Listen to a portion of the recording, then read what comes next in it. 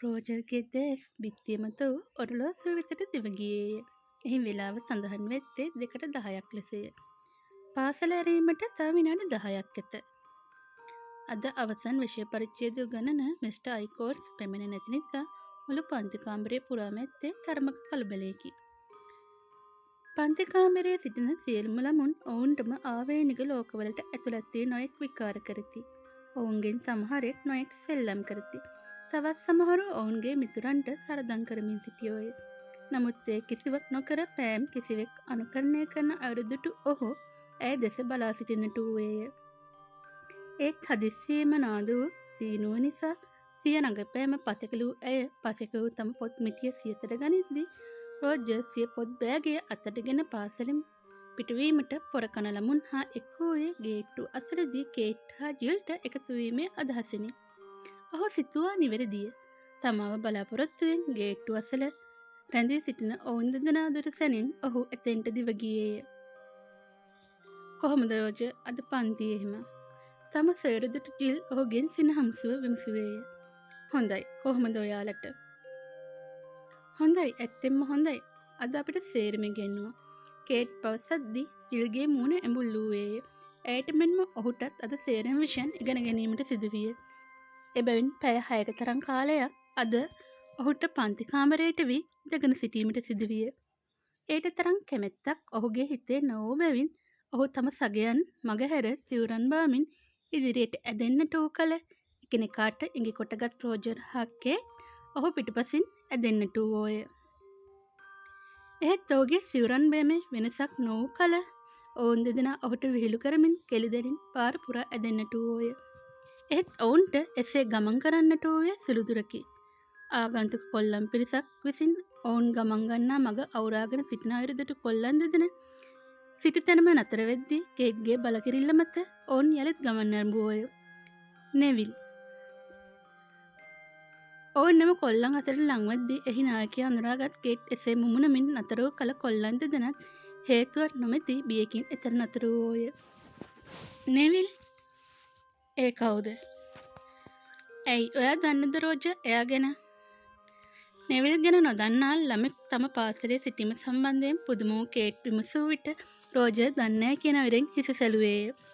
එයා තමයි මේ පාසලේ චණ්ඩියා. ඕන්නම් ඔයාට වඩා අවුරුද්දක් දෙකක් වැඩිමල් ඇති. ඒත් මොනවද දැන් එයා මෙතන කරන්නේ? දන්නේ. අපි ගිහින් බලමු කී කේට් නෙවිල් දෙසට ඇදෙන්නට වූ කල ඇයට හැම උදව්වක් දීමේ බලාපොරොත්තුවෙන් යුතුව රෝජරුත් ඇය පිටුපසින් වැටුණේය. Hi Neville. මොකද මේ ඔයා පාර වහගෙන? කොළු නඩේ අසලට ගොස් නතර වූ කේට් ඇසූ විට එම නඩේ සිටි කළු පැහැති ටී-ෂර්ට් එකක් ඇඳ සිටි කොල්ලා ඇය දෙස බැලුවේ ඔහු පැළඳ සිටි තොප්පියට යටින්ය. හායි. මං හිතන්නේ එයා ප්‍රාථමික පන්තියේ. ඒත් ඔයා මේ නෙවිල් ගැන දන්නව නේද? එම නඩේ සිටි අන් ළමුන්ට වඩා බොහෝ උස්මහත් වූ හෙතම කේට්ගෙන් එසේ ඇසූ කල ඇය ඔහුගේ දුඹුරු පැහැති දෙස් දෙස බැලුවාය. ඔයා ගැන කවුද නොදන්නේ? හැමදාම පාසලේ ළමෙක්ට ඔයා කරදර කරනකොට. ඔහු පිළිබඳ උපන් කෝපයකින් යුතුව කේට් පැවසූ විට නෙවිල් සිනහමුසුව සිය මිතුරන් දෙස බැලුවේය.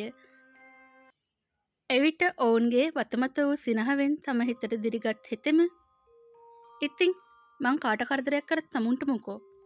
මට නම් ඒ කියවලක් නෑ. ඒත් දැන් මට පොඩි ප්‍රශ්නයක් තියෙනවා. එයා අපි යන පාර වහගෙන. ඉතින් යන්න. කෝපෙන් රතු වෙති කේට්ගේ මුහුණ දෙස බැලූ නෙවිල් දෑත් දෙපසට මුදා හරිමින් පැවසූ විට ඔහු යළිත් පාර හරස් කරේ ඇයට යන්න නොදීය. එයින් කෝපයටපත් ඇය ඔහු වෙත හෙළුවේ ඔහුව දවා අලු කරලිය හැකි බැල්මකි. එවිට සිනහසුණු ඔහු යළිත් ඇයට යාමට ඉඩ සලසා දුන් විට කොල්ලන් දෙදෙනත් ඇය සමග යාමට සැදුවද නෙවිල් මෙවරත් ඔවුන්ට හරස් විය. ඔහුගේ එම කියාවෙන් ඉවසීමේ රතු කට්ට පන්නා සිටි ඇය ඔහුව තල්ලු කරාය. ඇත්තෙන්ම කියනවා නම් කේට් ඔහුව තල්ලු කරේ ඔහු නොසිතූ මොහොතකය. එයින් තම සමබරතාවය ගිලිහි ගිය නෙවිල් බිම වැටෙන යුරු දුටු ඔහුගේ මිතුරන්ගේ මූට සිනහාවක් නැතුනේ නිතනින්. ඒ දනිපනිගා නැකිටගත් ඔහු තම මිතුරන්ට රැව්ව කල ඔවුන්ගේ මුවින් එම සිනහව වියකී ගියේ වේගයෙනි. තම මිතුරන් දෙස බලා සිටි නෙවිල් කේට් දෙස බැලුවේය. ඔහුගේ දුඹුරු පැති දැස් එවලේ දිලිසුනේය. ඔහු ඉදිරියේ සිටි නිර්භීත කෙල්ල වෙනුවෙන් උපන් කෝපයකි. එනමුත් ඇයට කිසිදු දඬුවමක් නොදුන් ඔහු තම මිතුරන් වෙතට හැරුණේ මෙසේ කියමිනි. "ඒයි කොල්ලනේ, අපි බලමු අද මෙයාලා ගෙදර යන්නේ කොහොමද කියලා." "ෂා මරු, හුඟ දවසකින් අපිට කම්මැලි නැති වැඩක් හමු වුණේ." කී එතන සිටි කොල්ලෙක් කෑ ගැසුවේය. "මරු, මරේ මරු."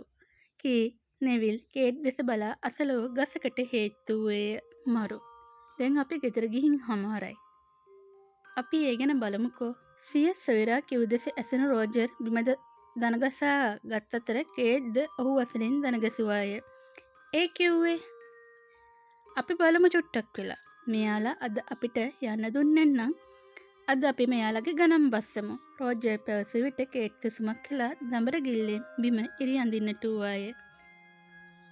ඇයගේ මුහුණේ වෙනස් වන ඉරියව් දෙස එතෙක් වෙලා උවමනාවෙන් බලා සිටි නෙවිල් ඇගේ දසනින් මිදමින් සිවුරුමක් බාන්නට වූවේය. එය ඉතා ලස්සන, එමෙන්ම කේටුත් පිය කරන සින්දුවක තනුවක් වූ බැවින් කේට් ඔහු දෙස බැලුවේ ගැස්වීය. ඇය පමණක් නොව ඔහුගේ කණ්ඩායමේ සගයොත් ඊට උවමනාවෙන් කන් දෙන්නට වූ කල ජිල් හා රෝජර් පමණක් තවමත් බුම්මාගත් මුහුණවලින් යුතුව සිටියෝය.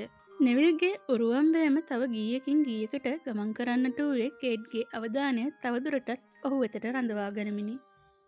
නෙවිල් නොනවත්වාම ගීත 3ක්ම උරුවම්බෑම් කළේ කේට්වත් කොල්ලන් දෙදෙනත් එතනින් පිටත් වීමට ඉඩක් නොතබමිනි. "ෂික්, අද අපිට ගෙදර යන්න බෑ වගේ කේට්." තම ගමන් මග වසාගෙන ගීතයන් උරුවම්බාන මේ දඩබ්බර කොල්ලා ගැන උපන් කෝපයකින් යුතුව රෝජර් පවසද්දී කේට් වටපිට බැලුවාය. විට ඇගේ ඇස ගැටුණේ තමන් සිටින තැනට මදක් එහාට වන්නට තිබෙන විශාල පඳුරු යායකි. ඒ සමග ඇගේ සිතට ඉතා අපූරු අදහසක් පැමිණි හෙයින් ඇය තම මිතුරන් දෙස සතුටින් බැලුවාය. "මම හිතන්නේ කේට්ට මොනවා හරි හිතිලා වගේ." ඇගේ සිනහමුසු වතදුටු ජෙල් මිමිනූ විට "ඔව් ඇත්තෙන්ම." කී කේට් තම හිතේ වූ අදහස ඔවුන් දෙදෙනට ඉදිරිපත් කළ බැවින් කිසිදු විරෝධතාවයක් නොදන්වා පෙරදී ඇගේ ඇස ගැටුණු පඳුරු ගොන්න වෙතට ගමන් කළෝය. එක දිගට සින්දු 3ක් සිවුරම් කළ නෙවිල්ගේ දැස එක්වරම දිව ගියේ කේට් ඇතුළු පිරිස සිටි දෙසටය. නමුත් ඔවුන් පෙනෙන්නට නැත. එබැවින් විස්මයෙන් පිරි ඔහුගේ හඬ තම මිතුරන් වෙතට ඇදී ගියේ වේගයෙනි. "ඒයි කෝ අර ළමයි?" "අය පැත්තේ හිටිය චීෆ්." කී ඔහුගේ කණ්ඩායමේ සගයෙකු ළමුන් සිටි දෙස බැලුවේය. නෙවිල් මෙන්ම ඔහුත් එවිට ළමුන් නොමැති බව දුටු විට ඔහුගේ සියව ළඟ වෙවුලා ගියේය. ඒ තම කණ්ඩායම් නායකයාගේ ස්වභාවය හොඳින් හඳුනන නිසාය. ඔහුට භාර වූයේ එම ළමුන් තිදෙනාව මුර කිරීමය. ඒත් කෙසේ හෝ තමා අතින් එම කාර්යය මග ඇරී තිබේ. ඒ සම්බන්ධයෙන් දැන් නෙවිල්ගෙන් තමාට බැනුම් ඇසීමට සිදු වනු නොඅනුමානය. ඔහු නෙවිල්ගේ මුවින් ඊළඟ මොහොතේ පිටවන කටුක වදන්වැල් ගැන මෙනෙහි කරමින් තම කණ්ඩායම් නායකයා දෙස බැලුවේය. නමුත් පුදුමයකි, ඔහුගේ මූණ මත අද ඇඳී ඇත්තේ සිනහවකි. "මම හිතුවට වඩා මේ කට්ටිය හොඳයිනේ. ජෝ, ඔය බයිසිකලය ගන්න, මේ අය කොහෙද ගියේ කියලා බලන්න." තම සගයාගේ හිතේ වූ බිය තුරන් කරමින් නෙවිල්ගේ මුවින් පිට වූ එම වදන්වැලත් සමග එම නඩේ උන් කොල්ලන් ඔවුනොවුන්ට අයත් බයිසිකල් වල නැග තම නායකයා පිටුපසින් ඇදෙන්නට වූවෝය. ඒත් ඔවුන්ගේ සිත්වල වූයේ පුදුමයකි. වෙන දිනයක මෙවන් දෙයක් වූවා නම් ඔහු මෙතරම් සංසුන් නොවේ.